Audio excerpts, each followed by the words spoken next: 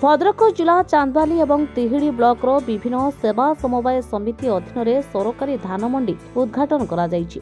Chandwali block रे मोट 22 society और 4 स्वयं सहायक गोष्ठी धान क्रय पाई अनुमति पाइथिबा बेले तिहिड़ी ब्लॉक रे 23 सरकारी धान मंडी धान क्रय पाई अनुमति पाइछन्ति। चांदवाली ब्लॉक रे प्रथमे बालिगां सेवा समवाय समिति पक्षरु कंटा पूजा करा जाई आनुष्ठानिक भावे धान क्रय आरंभ करा जायछि। बालिगां समवाय सभापति वृंदावन महाळीଙ୍କ सभापतित्वरे अनुष्ठित कार्यक्रम रे जिला धान क्रय कमिटी सदस्य उपेन्द्र राउल, वीडियो संजीव महापात्र, तहसीलदार भवतोष मल्लिक, एमआई श्रद्धांजलि मल्लिक, संपादक विद्याधर साहू समेत समस्त बोर्ड मेंबर उपस्थित रही धान मंडी उद्घाटन करथिले।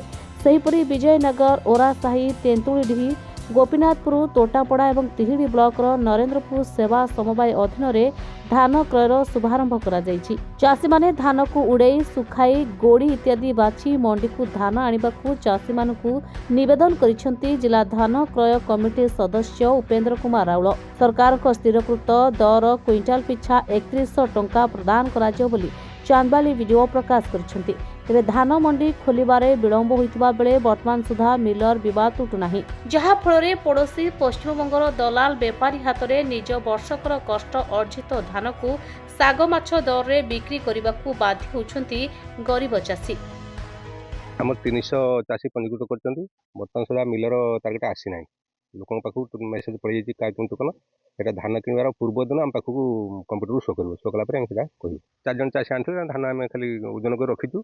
मिलर आसिले तार मान निर्धारण हम आमर आसबे जो क्वालिटी एनालिसिस से जहाँ परीक्षा निरीक्षा कर कहे चलो।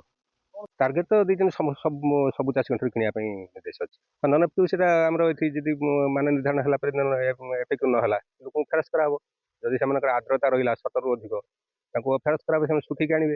जब गुंडी फुंडी रहा आम कहीं उड़ीक आना एफेक्ट मान धान निया हम पूर्व वर्ष दर जाता सी अच्छे 200 टका अच्छे। 2025-26 आम समिति 665 जन चाषी रेजिस्ट्रेशन होती। समस्त पाखु धान किणापी आम लक्ष्य धार्य करूँ। अद्यावधि मिलर आसी ना कि आम पाखु धान ग्रहण रिसीव करेंगे आसी ना। चाषी मेसेज आसीगला आस्ते आस्ते आसले आम मिलर टार्गेट होगा धान किणा आरंभ कर। चाषी को प्रशासन तरफ कहुई सुखिला धान एफएक्यू मानर धान आने सब चांदवाली आरएमसी तरफ कहुई। धान विगत दिन में जो चाषी मान स्वार्थ को रक्षा कर धान किणा जाऊला एवर्ष से किणा समस्त चाषी को सुविधा दिज्व।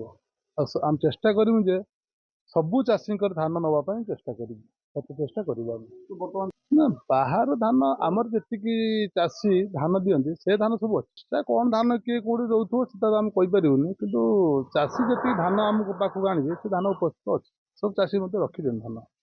धान सरकार तो कहूँ एफएक्यू मान धान नापी आम पाक मिलर आसी ना।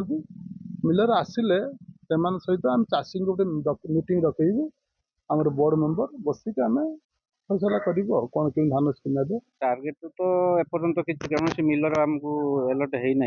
जहाँ लोक मेसेज आखापाखि लोक आसी पंजीकृत कले 322 जन चाषी आम वर्ष पंजीकृत कर आपण मान माध्यम चाषी मान अनुरोध परिष्कार धान एवं टे भल भाव उड़े निर्मल भाव आणवे यह मोर चाषी मान अनुरोध। चांदवाली निशिकांत बेहरा रिपोर्ट संचार लाइव।